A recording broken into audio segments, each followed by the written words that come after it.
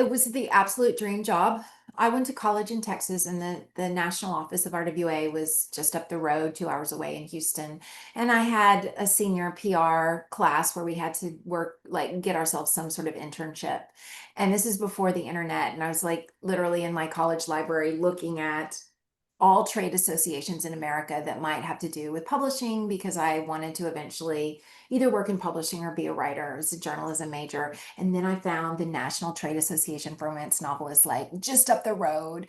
And so I wrote to the woman who would become my boss and asked if I could come for a summer or 2 weeks. And as a lifelong romance reader, of course, I was only 20. So how long had my life been? In the 4 years since I had been reading romances, I was just a super fan.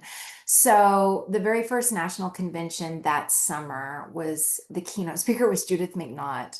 And if you know anything about old school romance, like back in the day, 89, 90, 91, she was just she was the Taylor Swift of romance writing.